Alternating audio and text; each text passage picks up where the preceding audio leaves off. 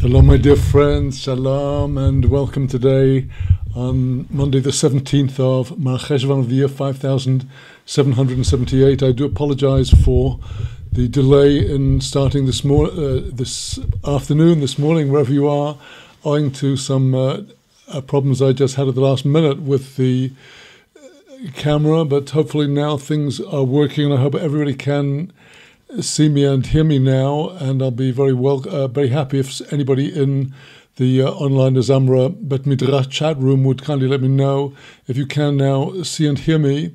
And just as soon as I hear from you that you can, then I will start today's studies, Bezrat Hashem, with the help of God. So please do notify me if you can now see and hear me. And I'm just waiting on this before I will begin today's classes.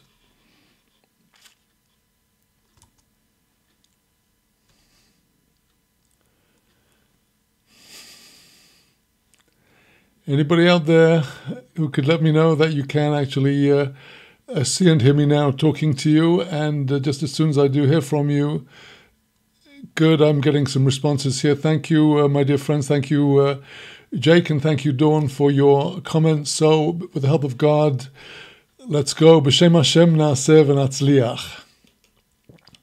Shalom. Today, the 17th day of the month of Mar Cheshvan of the year 5778, corresponding to the 6th of November of the year 2017.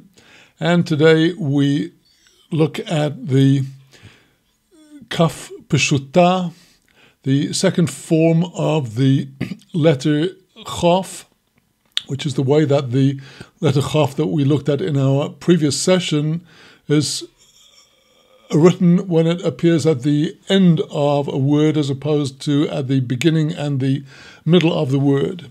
And before we go into these specific forms of the Kaf Pshuta, the Kaf with the extended straight long leg at the end of the word, let us just briefly consider all of the 5 letters all of Aleph Bet, which are doubled in the sense that they do have a different form when they are written at the end of a letter from the form that they have when they are written in the middle of the letter, on the beginning.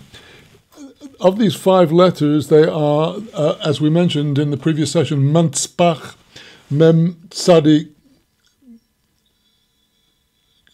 Mem Nun Tzadik Pei Chof. And there's a difference between the distinction of the Mem in the beginning and the middle of the word and the end Mem, where, as we see here, the open Mem simply is made really up of a kind of chof that has a vav angled with its leg in such a way that there's a gap between the left-hand leg and the base of the mem petucha, the open mem. And in the case of the mem as it is written at the end of the word, essentially that gap between the vav and the base of the chof is closed. Now, the difference between the mem and the other 4 letters of Mantzpach is that in the other 4 letters, the form of the end of the word actually goes down below the line. And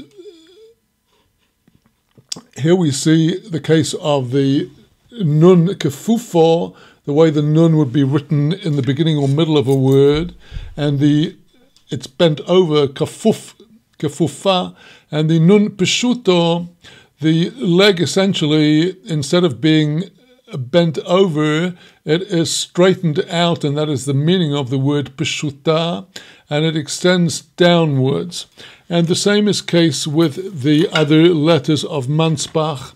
In the case of the tzaddik, for example, the tzaddik kefufo in the beginning and middle of the word is written as what turns out to be a nun kefufo with a yud sitting on it, And when the tzadik is at the end of a word, it is peshuta, the leg of the nun is stretching all the way down. And the same is true of the letter pei when it's written at the beginning of the word and middle as opposed to the end of the word.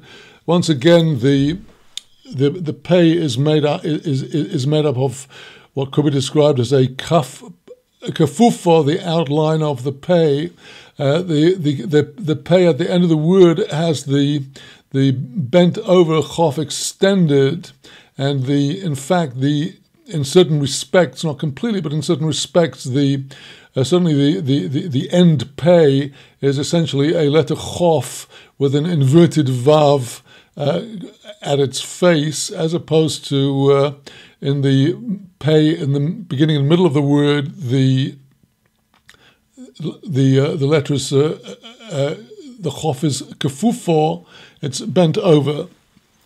So now we come to the first of the four letters of Mansbach that has the form at the end of the word peshuto, together with nun, tzadik, and pei at the end of the word. The chof, kafufo, as we studied in our previous session, bent over and curved around. The kaf pshuto extended downwards.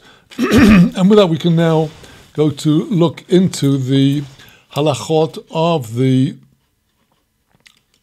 letter chof, the end chof, and we will now focus on the letter in itself.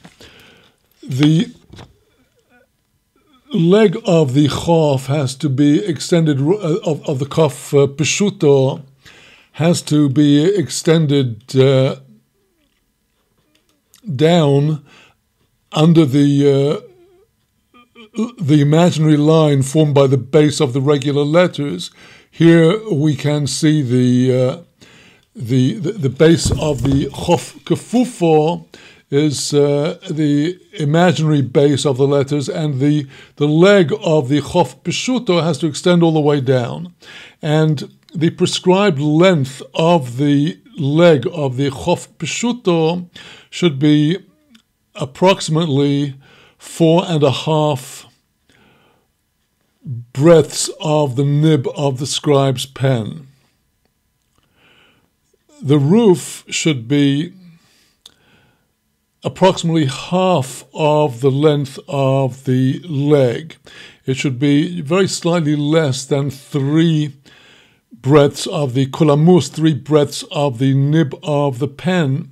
And the all-important part of writing the chof peshuto is that the scribe has to take great care that the letter will not be confused or able to be confused with other similar letters. For example, the letter resh is very similar to the form of the chof peshuto, with the exception of the fact that the resh has the shorter leg. So now, looking into the Mishnas Sofrim of Chafetz Chaim, Rabbi Israel Kagan, looking into the Mishnah Sofrim on the form of the letter chof peshuto, he writes that the leg has to be long, the roof relatively short, in order not to appear like a resh. And nevertheless, he must make sure not to shorten the roof of the chof peshuto by too much, because if so, he will get into a different problem, that the letter could either be confused with a nun peshuto, particularly since we in our printed sidurim and chumashim today write the nun not with the head standing, having the leg square in the middle of it, but we write the head of the nun entirely to the left of the leg. We print it entirely to the left, and therefore a child could easily, if the roof of the chof peshuto was too short, he might easily confuse it either with a nun peshuto or possibly with a vov.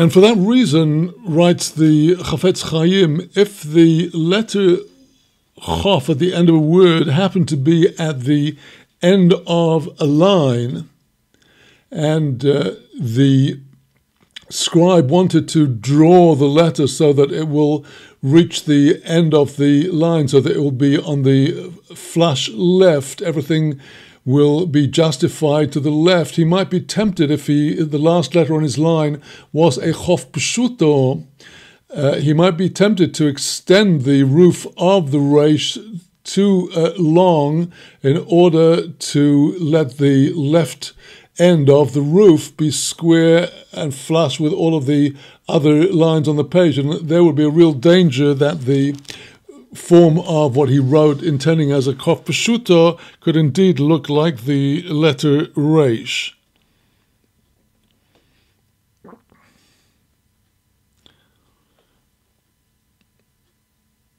Now, if the scribe did write the Chof Peshuto so that it did look like a Reish, then the letter is posel. It's invalid in the Sefer Torah, mezuzah or tefillin. And if there was a doubt, does this look like a Reish or not, we would have to show it to a child of average intelligence, neither too smart so he could guess the answer, nor too dull so he does not recognize the letters. And the scribe must be extremely careful that the leg of the Chof Peshuto should be double the length of the roof of the Reish.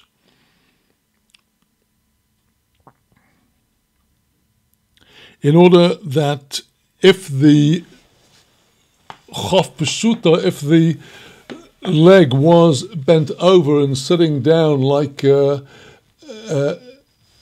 camel, then the Chof Peshuto has to be related to the Chof Kefufo, that the leg could easily be bent around and upward, so that it would be indeed the form of the Chof Kefufo, the Chaf at the beginning or the middle of the word.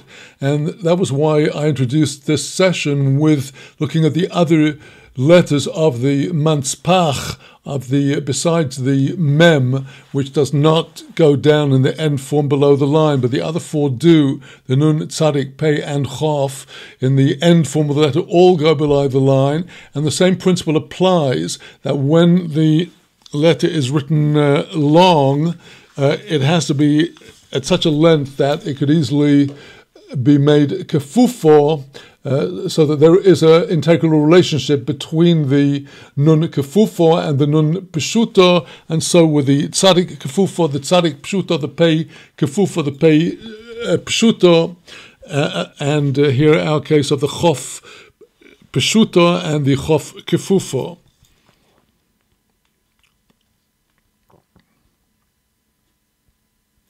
There are those authorities who, if this was not the case, that the leg was in the proper proportion to be able to turn it into, theoretically, into a chof kefufo, they say that this is not merely required b'diavad, but lechatchila.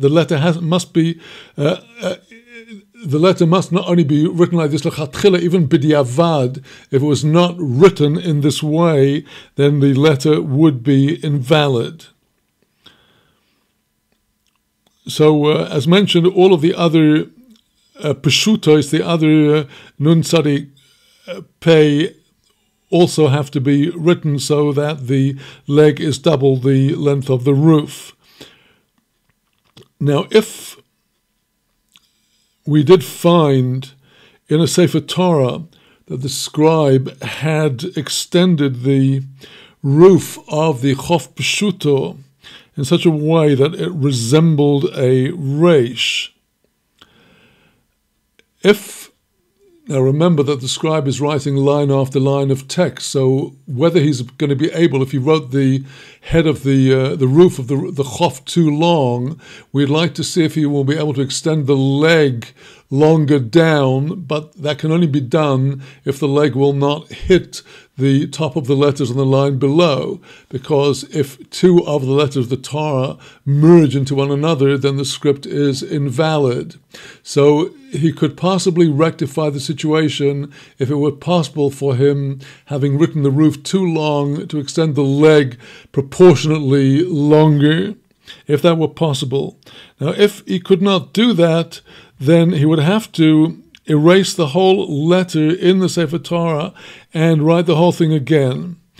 We will not allow him to simply scrape off the surplus end of the roof to the left, because if he scraped it off so that the form of the chof peshuto appears, that will have been done by chiseling off the end of the letter, and that is not called writing. When the letter emerges after the chiseling process by scraping off the ink on the left hand of the roof, the letter is, as it were, has been chiseled out and not written, and that is forbidden. That is called chok toichos, where through the chiseling he's enabled the letter to stand out in relief. That is not called writing, and that is not acceptable. He would have to erase the whole letter and start all over again.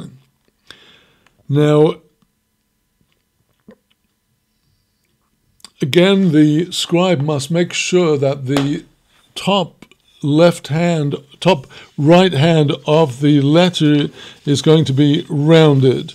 Just as we saw in the laws of the chof, the chof kefufo, both the top and the bottom have to be written rounded, and in the case of the chof pshuto, the top has to be written rounded, and it may not have a squared edge to make it look like something like the dalet. If the chof Peshuta does have a squared edge, top right, when the scribe has written it, we're then confronted with another issue for the sofer as to the ability to correct it or not, if written in a Sefer Torah, or if it's written in the tefillin and the mezuzot. And remember that in the tefillin and the mezuzot, if the scribe has gone on writing more letters after a wrongly written letter, he will not be able to go back in the majority of cases to correct the letter before, because the Torah writes these portions will be for you. They have to be written according to the order of the letters in the Sefer Torah, and you can't go back and correct them afterwards. So in the event that the scribe had written the top right hand like a squared dalet, he would have to erase the letter and write it all over again.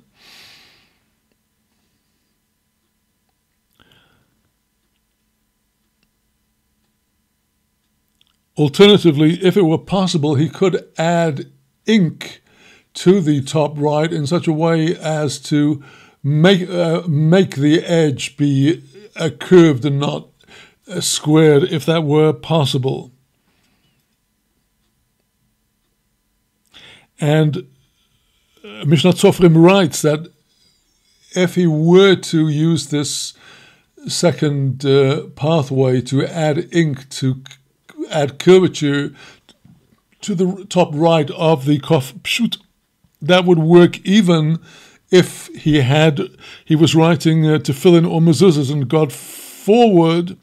And the reason why it will be permitted to go back and curve a square on the top of a chof pshuta is because the essential form of the chof peshuta was there on the page already.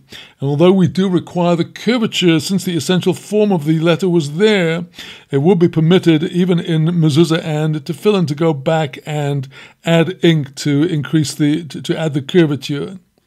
He writes that indeed if a chof was found in a Sefer Torah, the end chof, the chof pshuto, with an edge that was not curved, properly, this would not be a reason to bring out a second Sefer Torah.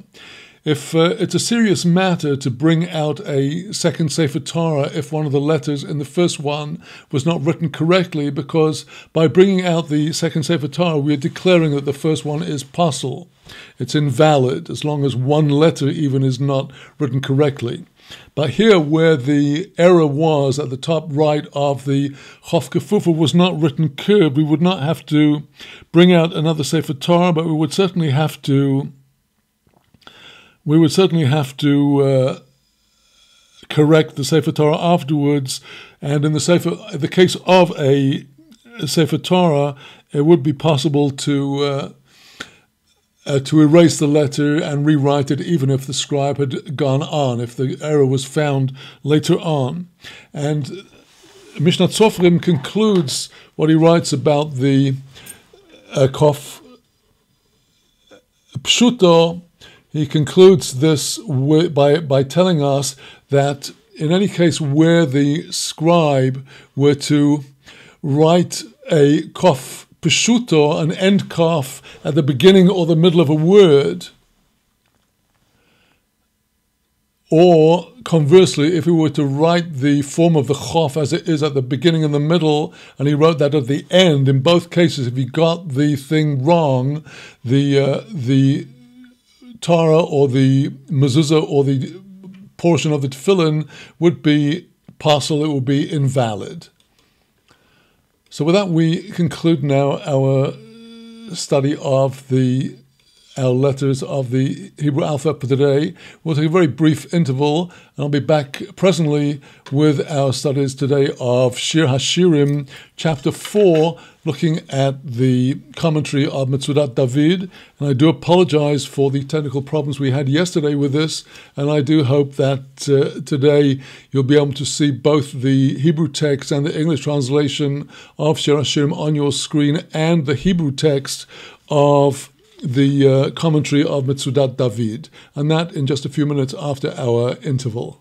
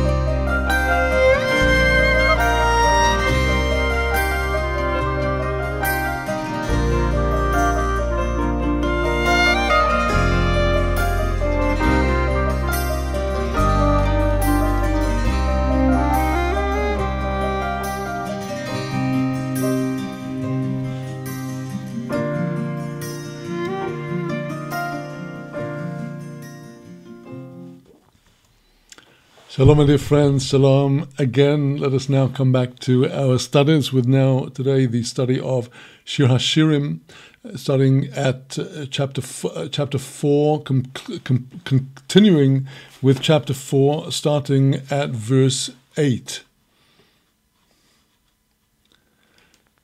Shalom. Today, the 17th day of the, let's start that again, please.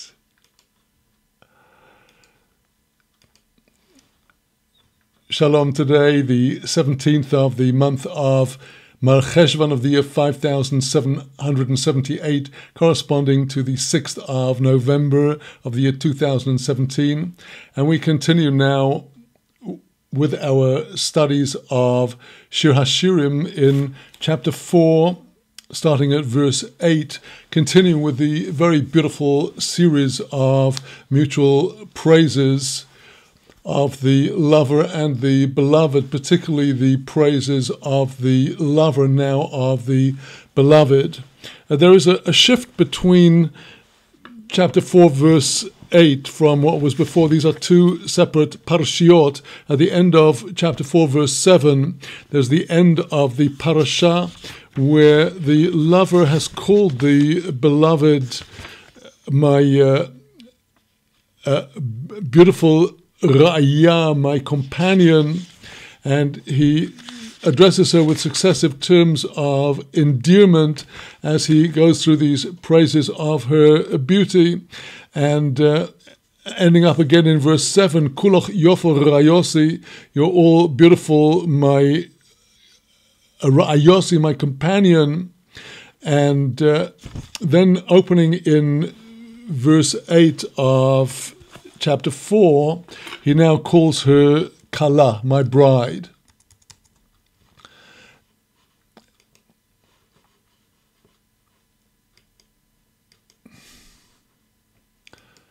Iti milevonon kalo, iti milevonon tovoi toshuri merosh amono merosh snir v'chermon mima'ones arroyes mehamam harare nemerim.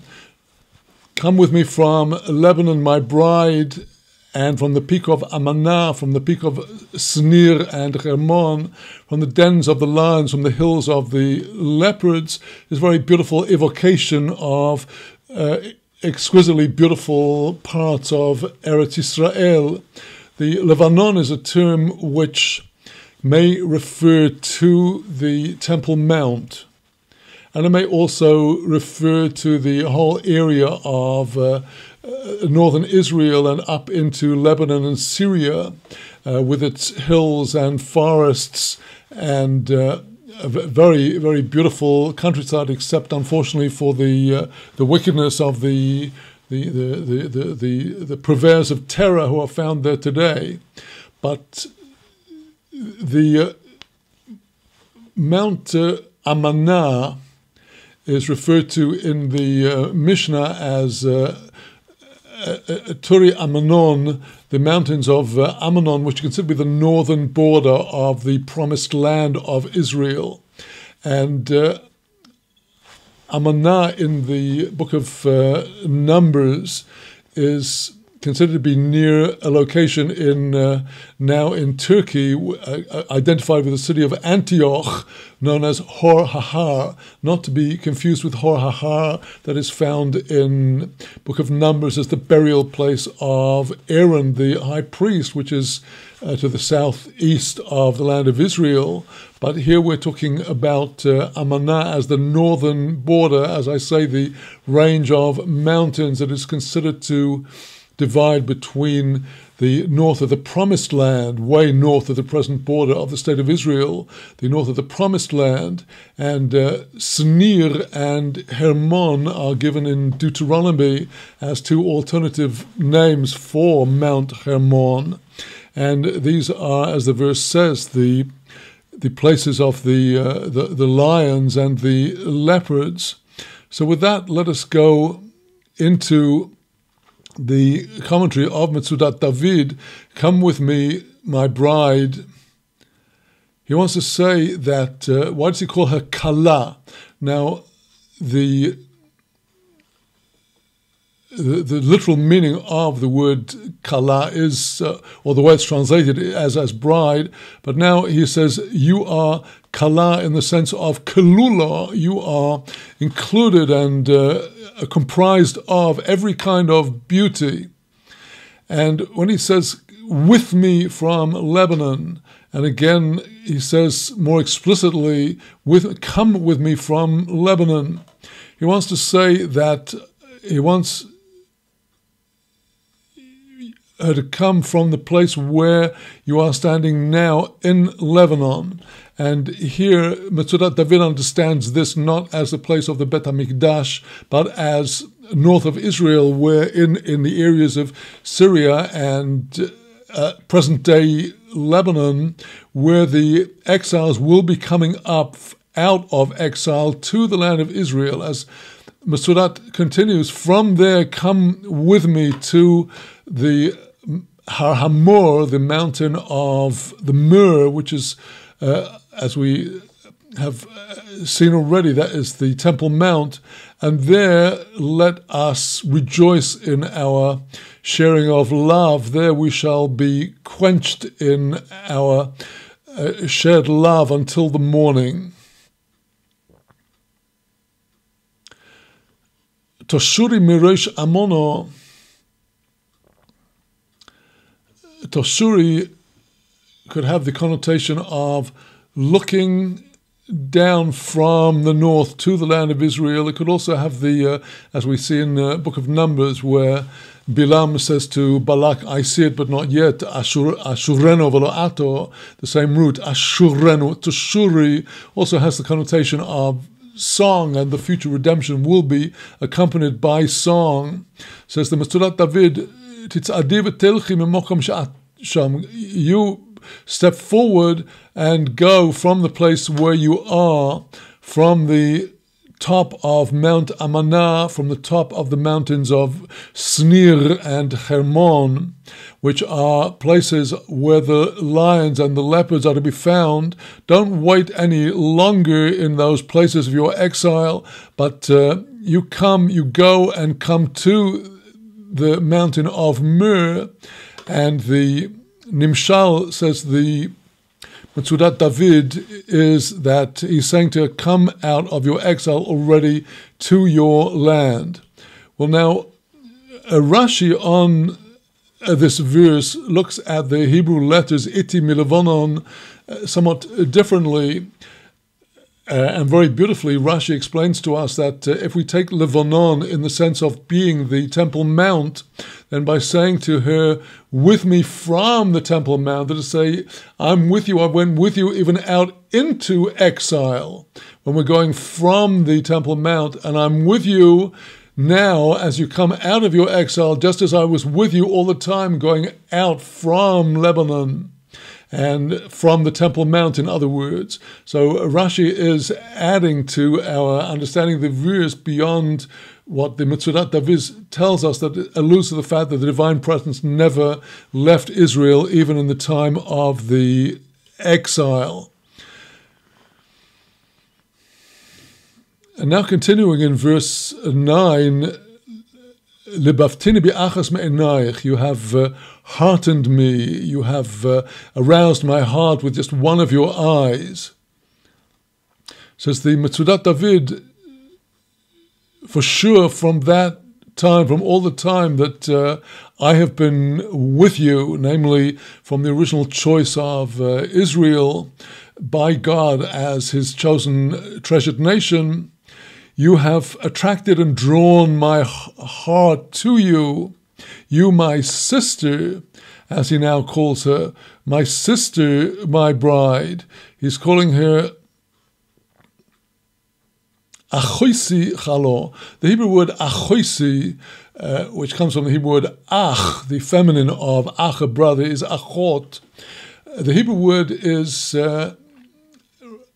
used also, for example, in when a piece of material has been ripped and the seamstress wants to join the two torn pieces of the fabric together in such a way that the tear will not be visible at all.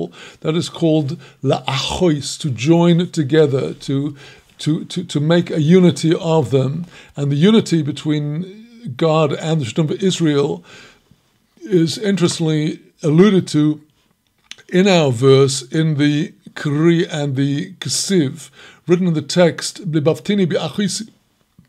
you've drawn me, my sister, my bride, libaftini bi'achat me'enayich. What is written in the actual parchment is the word echad, unity, the absolute unity between God, the Torah, and Israel.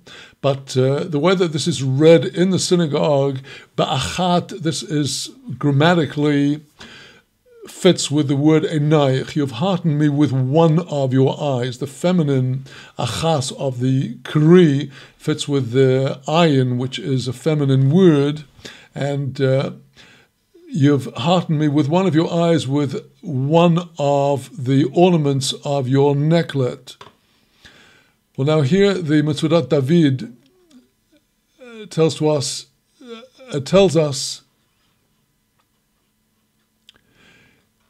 you've always drawn me to you, says the lover to the beloved, my sister, my bride. He calls her sister with using an expression of exceptional love. You have drawn me with one of your eyes.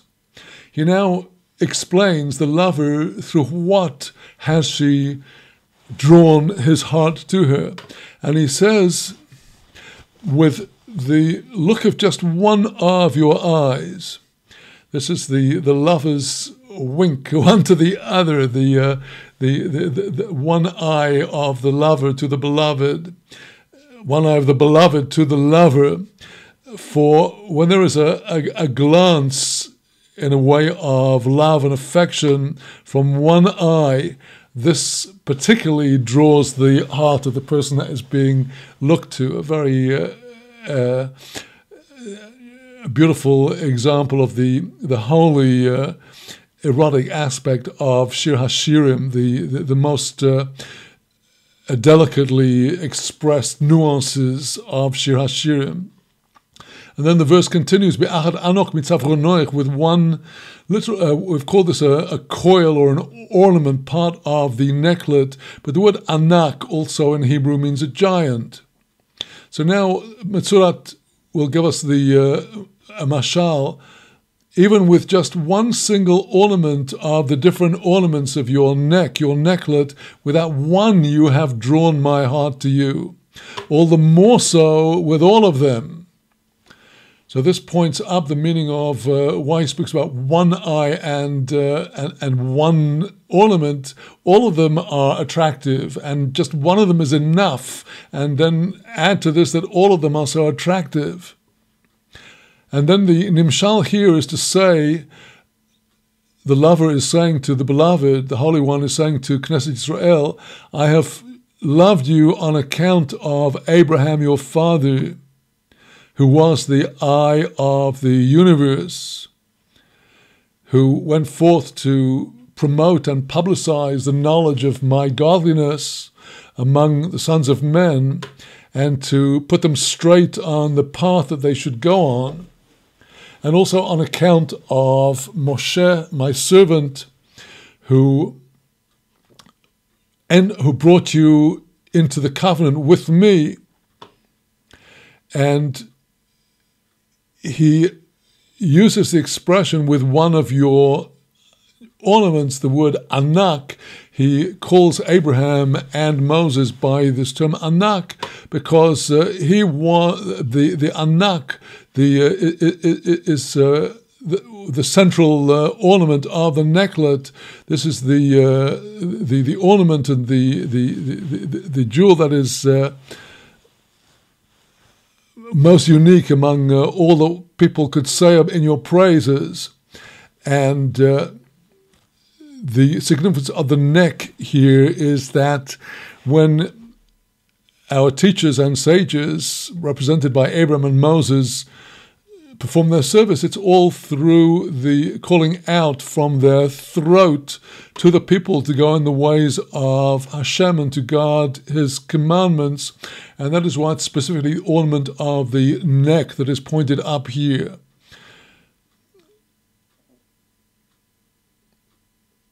So now going on to chapter 4, verse 10, where the verse says, how beautiful are your love, my sister, my bride. How goodly and much better are your expressions of love than even wine. Your ornaments are more fragrant than any other spice. On this verse, the Metzudat David tells us how beautiful are the signs of your affection and your love. How very beautiful was the showing of your love to me, you, my sister, my bride. How very good it was, how much better than any banquet of wine, than any fragrance of oil that you might anoint yourself with them. And that is a fragrant, sweet, odoriferous oil made of many different spices. And here the nimshal is to say that the emunah, the faith that you put in me, in God, and the public demonstration of your sanctification of my name that comes about through you, namely through the steadfastness with which Israel keeps to the Torah and are willing, even, God forbid, to be martyred and killed to sanctify God's name. All of this is favored by God, is acceptable before Him. Verse 11, sweetness drops from your lips, bride, honey and milk under your tongue, and the fragrance of your garments is like the fragrance of Lebanon. Says Metzudat, sweetness is dripping. The words of your lips are sweet. They are delightful, as if they were letting drop forth a flow of sweetest honey,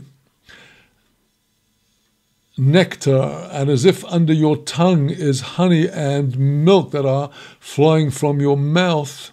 And this is a repetition of the same idea in different words. And the nimshal here is expressing the words that pour forth from the mouths of Israel when they're engaged in the study of the wisdom of the Torah. And the fragrance of your garments, the fragrance that wafts from your garments, and according to the mashal, the metaphor from the mugmar would be an open coal fire which has a frame over it on which clothes could be draped in order to put fragrant herbs on the glowing coals, and the fragrance of the herbs will permeate the garments. And this, says the commentary, is like the forest of Lebanon, which has many, many herbs and different spices, all of which bring up a most beautiful fragrance. And the nimshal here is over the mitzvot that relate to our garments, such as the commandment of wearing the tzitzit and the prohibition of wearing of sha'atnez, of a forbidden mixture of linen and wool. These examples of the fulfillment by Israel of the mitzvahs relating to garments are what bring this present odor, as it were, to the Holy One, blessed be He. And now follows one of the most beautiful passages in Shir HaShirim, evoking the delights of this secret garden, this locked up garden that nobody can enter except the owner of the garden.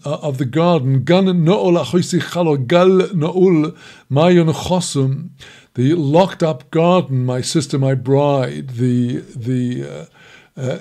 Gal Na'ul. The word Gal here is considered by the Meforshim as one possible meaning to refer to a fountain of water that is locked up and sealed so that no impurities can get into it. Now, to go on just with the Hebrew for a moment, before we go, the Hebrew of the text, before we go into the commentary, Shlochayich Pardes Rimonim. Shlochayich is from the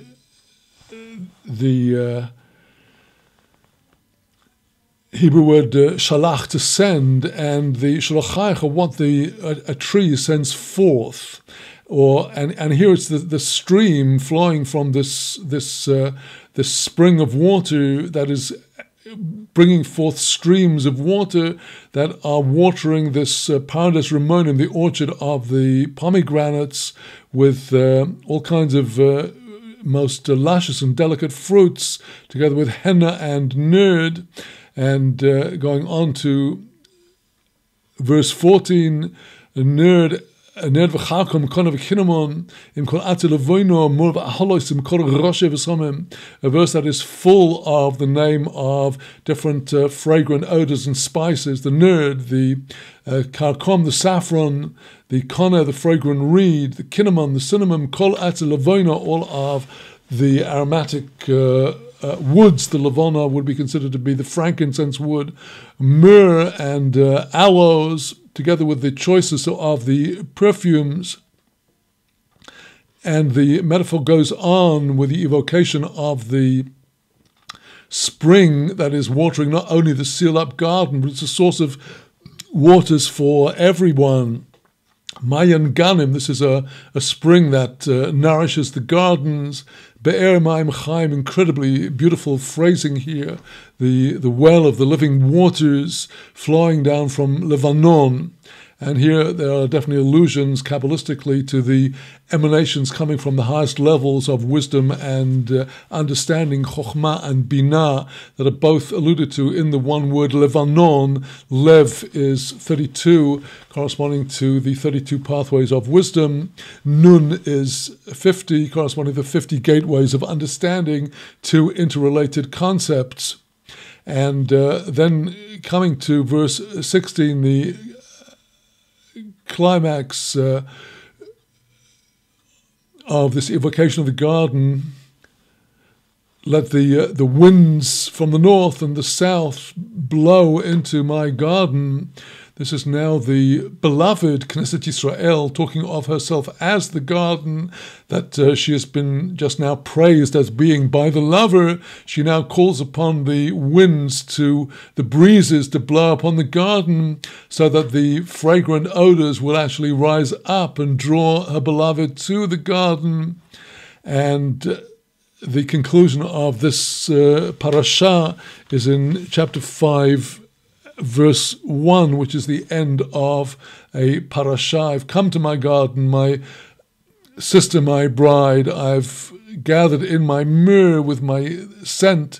I've eaten my honeycomb with I've eaten my sugar cane with my honey. I've drunk my wine with my milk. And he now invites all his companions as part of this feast of love to join in this banquet to get drunk on the love.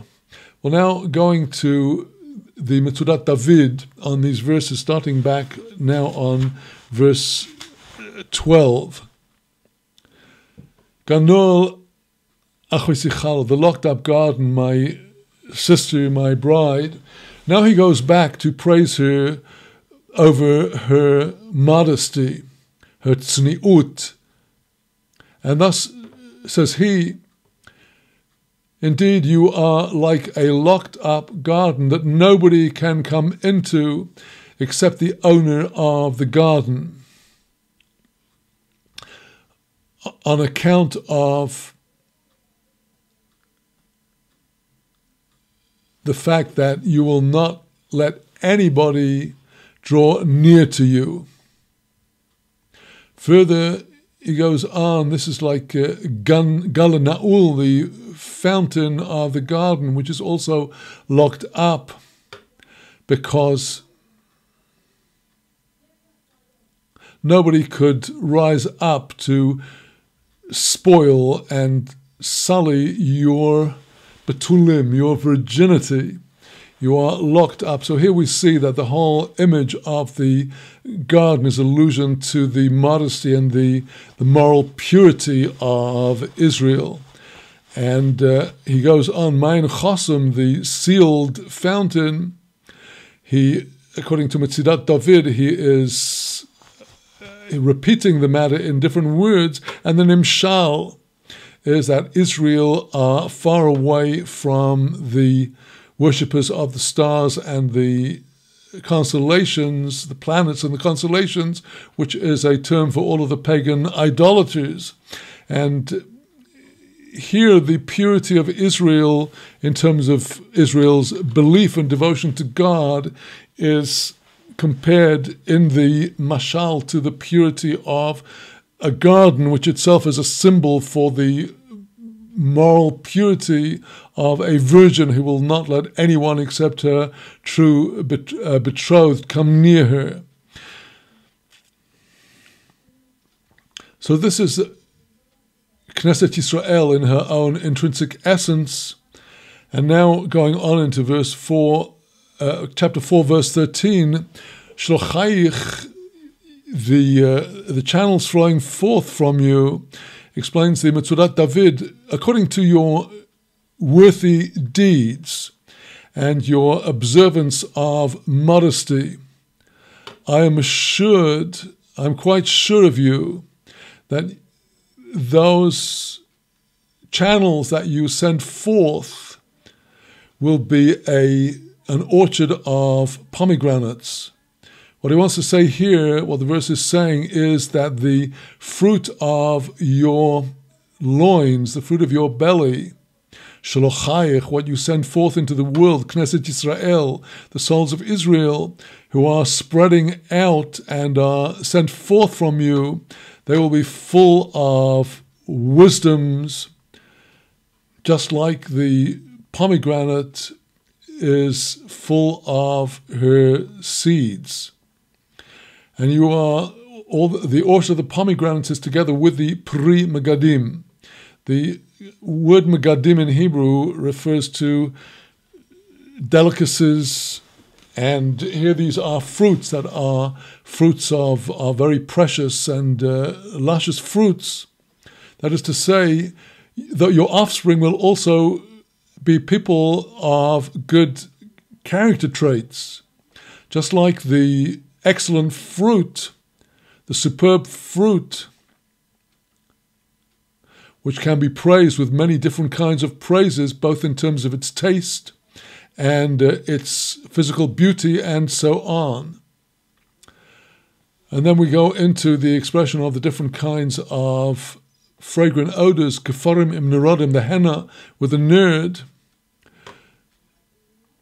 The fame of the names of your righteous souls, Assembly of Israel, will go forth to the far places, just like the fragrance of henna and nerd, where when the perfumer makes the right blend, this will cause a sweet odor to go wafting to far places.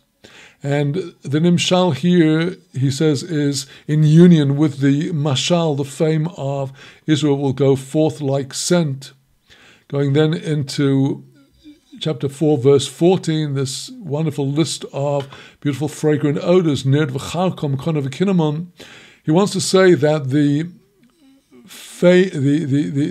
fame spreading of the praises of Israel will be constantly ever going forward in abundance to spread to the far places, just like the fragrant odor of the nerd and the other spices.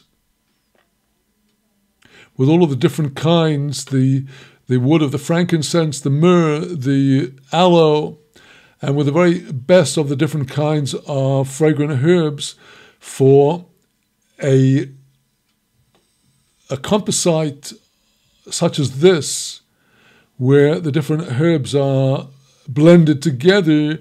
There could be nothing above this in its ability to bring forth a good fragrance, which would be sweet, spreading out from afar. And again, the nimshal, the allusions in the parable, are in full union with the parable itself. Continuing with this beautiful praise of Israel by the Holy One, blessed be He, the Mayan Ganim.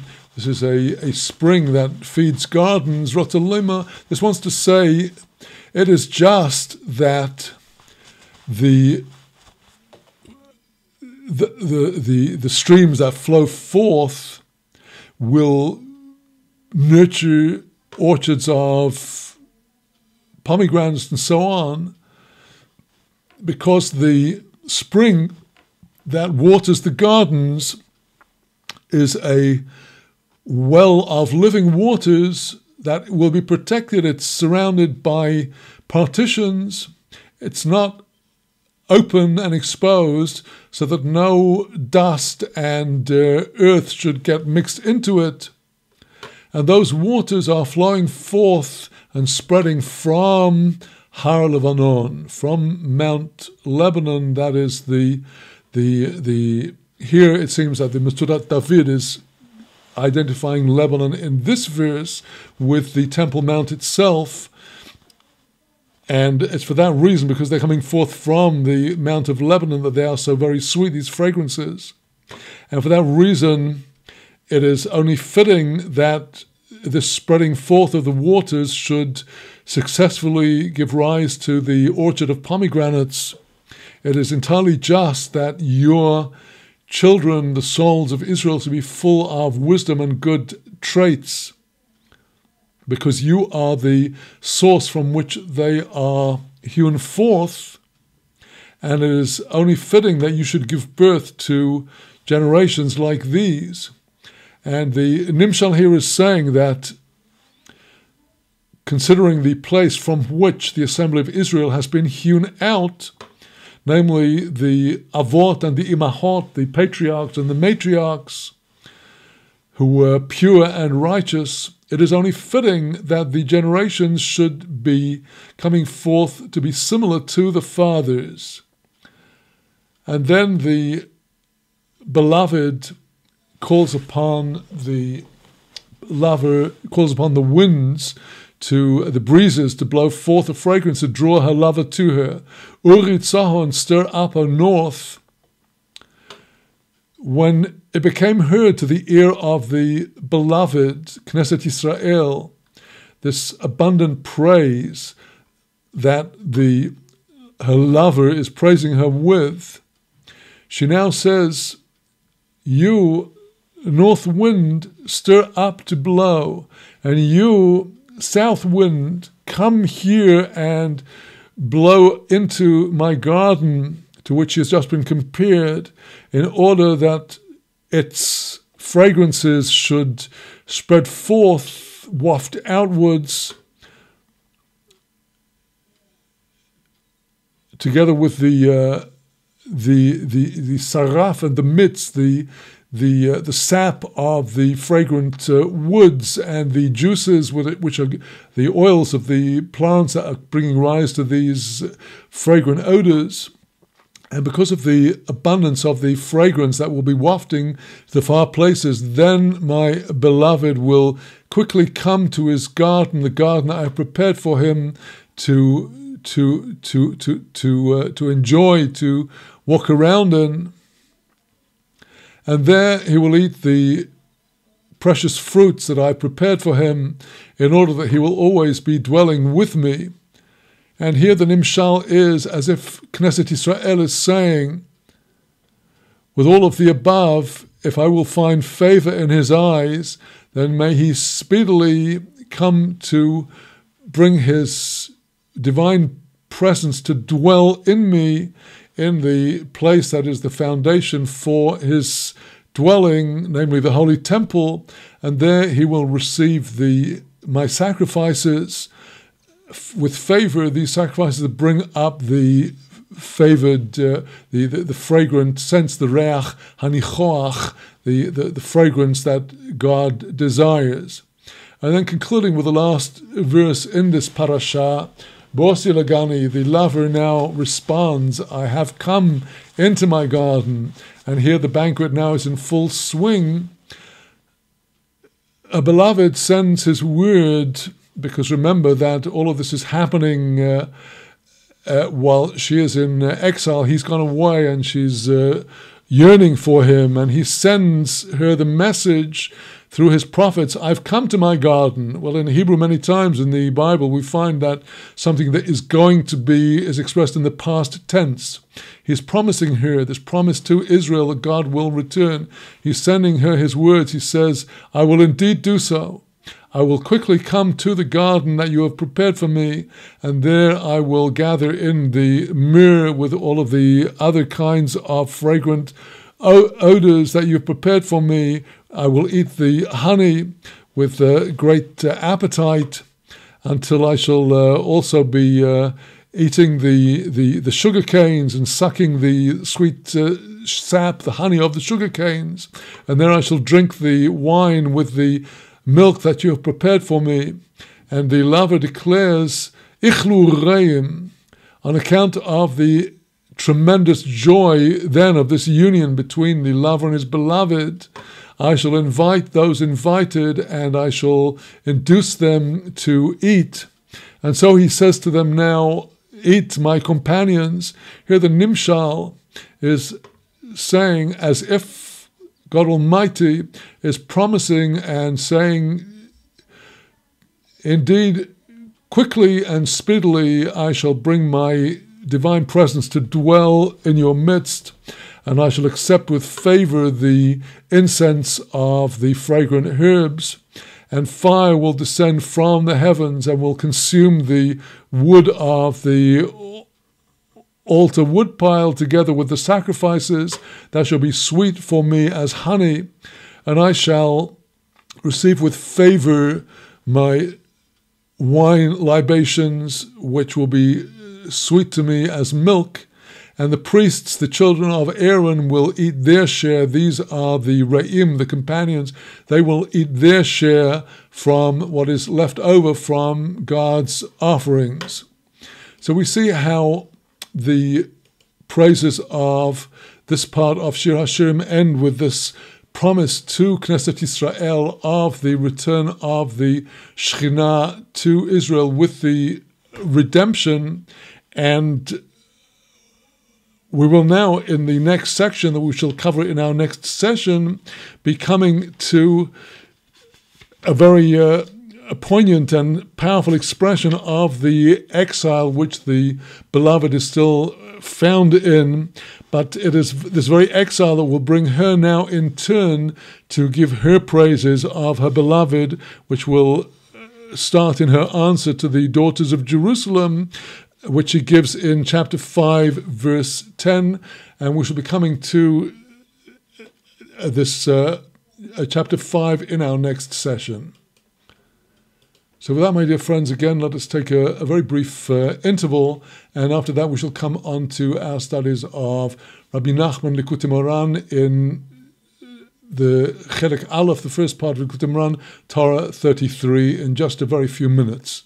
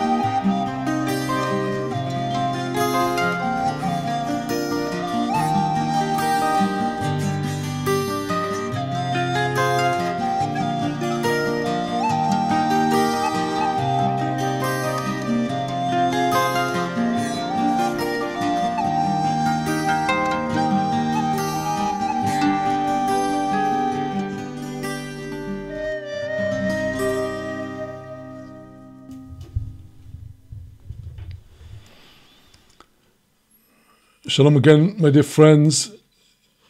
Let us now continue with our studies and return to the beloved Likutei Moharan, continuing now with Torah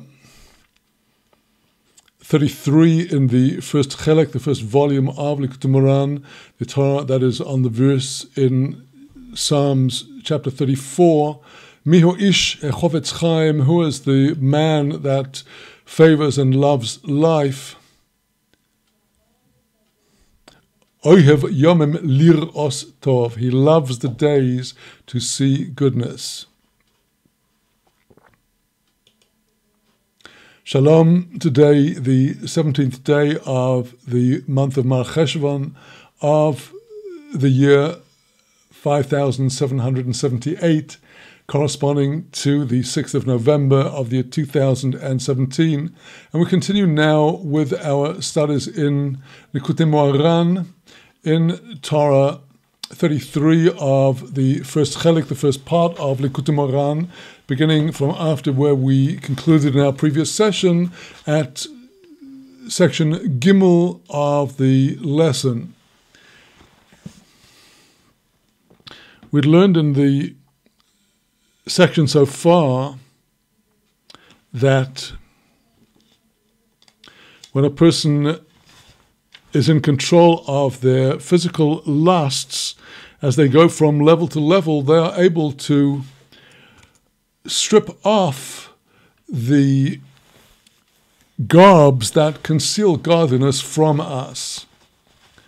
And now continuing in section 3, Rabbeinu Nachman says, Hinei yesh shnei minei yomim. There are two kinds of days, Yemei tov v'yemei ro. There are the good days and there are the bad days. K'mo shekosuv b'yoyim tovo hayeh b'tov u'v'yoyim ro'o re'ei.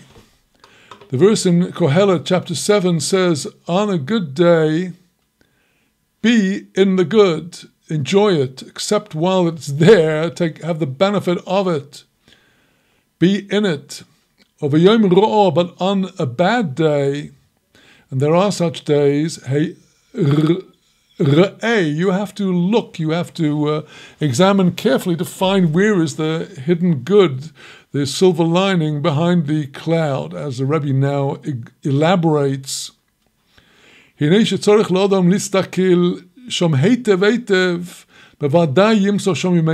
the person will only look very, very carefully, most certainly will he find there good days.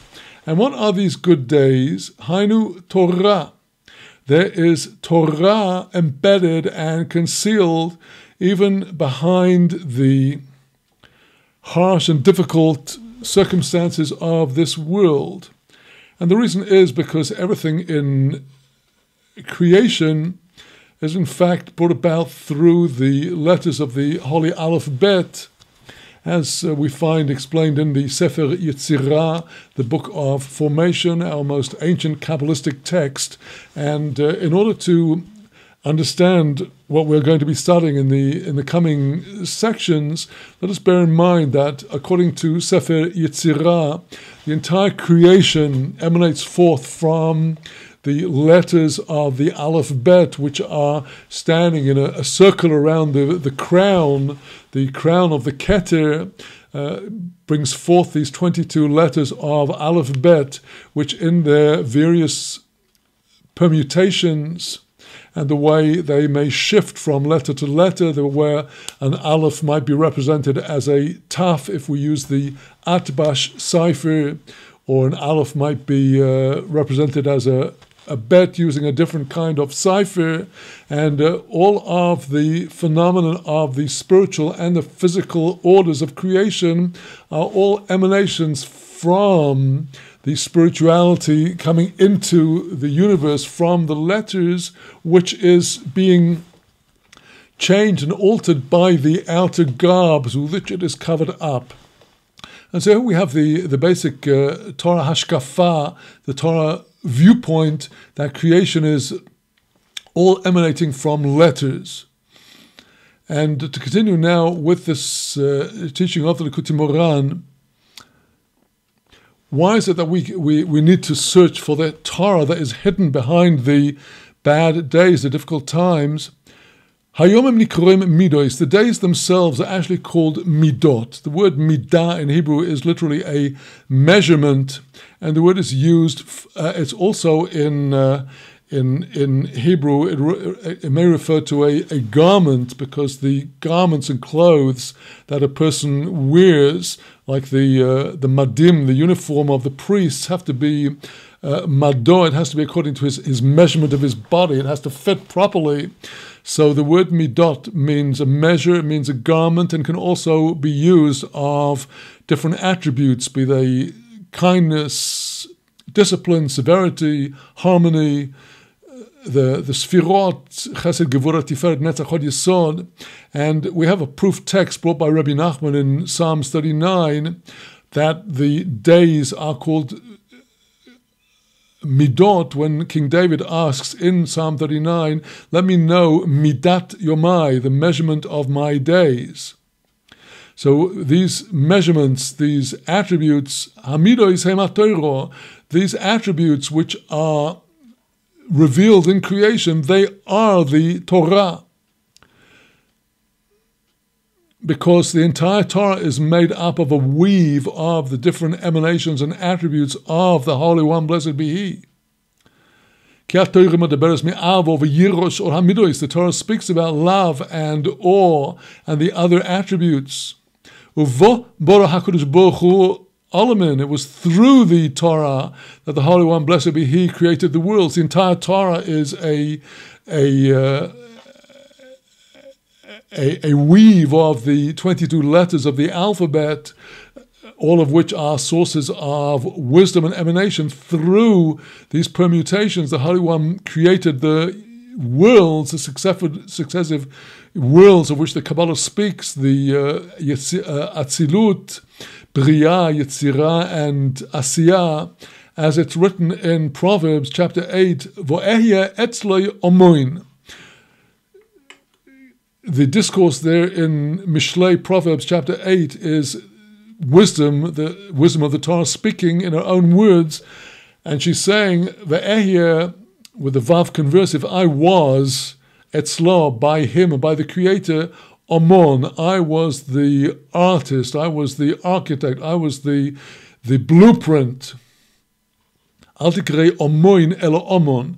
The Hebrew word omoin literally would mean faithful and reliable, but the Midrash says don't read this word as omon, reliable, but as omon, the craftsman. The Torah was the craftsman of the creation, as stated in the Midrash Bereshis Rabbah and also in the Holy Zohar. Now, it is the letters of the Torah that give vitality to each and every thing in creation, every item, every situation. It's all activated by, animated by the letters of the Torah, except that to the extent that the level is lower and lower in the chain of the worlds, there,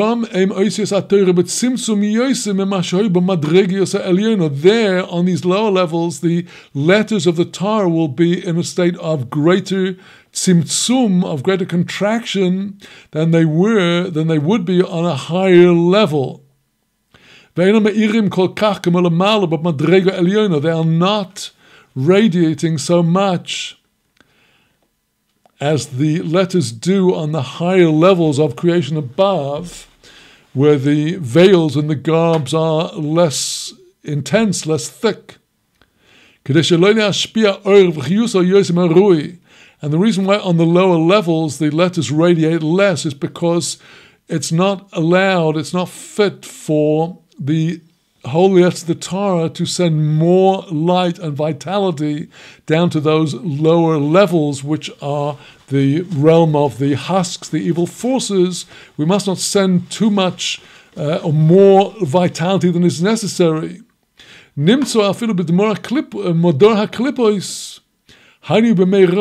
come out finding from this, deducing from this, that even in the lair and the dwelling place of the klipot, the husks, the forces of evil. Hainu bimei ro, and that is indeed the bad days of which Solomon speaks in Kohelet, in those bad places. Those are the places where there is a manifestation of the converse of the holy attributes. There are the evil attributes. There are all of these languages and ideologies and thought systems of the idolaters that conceal godliness. But even there, the conclusion of this discussion is that there we can find the letters of the Torah. But on account of so many garbs and the greatness of the contraction over there, for that reason, the letters of the Torah, the positive messages which should be found there, the good days that are behind, they're the silver lining behind the dark cloud, they cannot be seen. They can't be seen because of the bad days, because of the darkness that dwells on them. But a person that is able to subdue and conquer his evil inclination, which is itself the bad days, the bad thoughts, the bad emotions, the bad feelings, the lusts, the desires, the midas roars, the bad character traits. Then the husks of the evil is thrown into confusion completely as against the good days that lie beneath this evil exterior garb. So for such a person, then the letters are standing out, embossed, and visible and shining exceptionally. From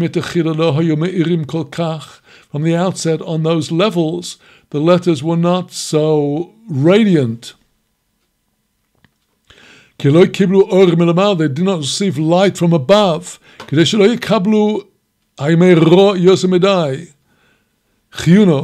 could not shine too much, the holy sparks within this dark environment, so that the evil there should not receive too much energy, more than is merely necessary for its continued existence. But now, in virtue of the tzaddik that has subdued his evil inclination, therefore, nisbat hora, he has subdued, nullified the evil on these levels. The letters of the Torah are left there alone. As they receive great light from above, even on those low levels. Therefore, this individual that is able to subdue his evil inclination, he is able to subdue the evil days. Even when he is speaking with the idolaters, even when he sees their ways of behavior, their bad character traits, then the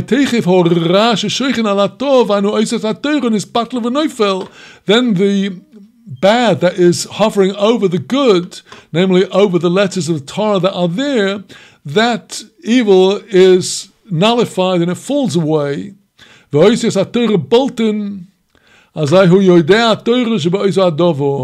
The letters, the evil falls away, the letters stand out in relief, and then the person is able to know the Torah that is actually contained on that level. So here Rabbi Nachman is teaching us a pathway of learning how to discern the divine messages, even in the most obscure situations that we confront in our lives. If we are able to subdue our evil inclination, that is to say, when we're faced with a situation that we don't like, we're prepared to put aside our pride and arrogance that demands that the situation ought to be the way we want it. If we in humility control our inclination to rebel and to be angry, and we're willing to receive the messages from the situation that God has sent us, we will be able to discern the letters of Torah, the divine messages that are contained even on this low level of creation. And with that, we conclude this section of Likutei Moharan, Part 1, Torah 33. And with that, my dear friends, we conclude our studies for today.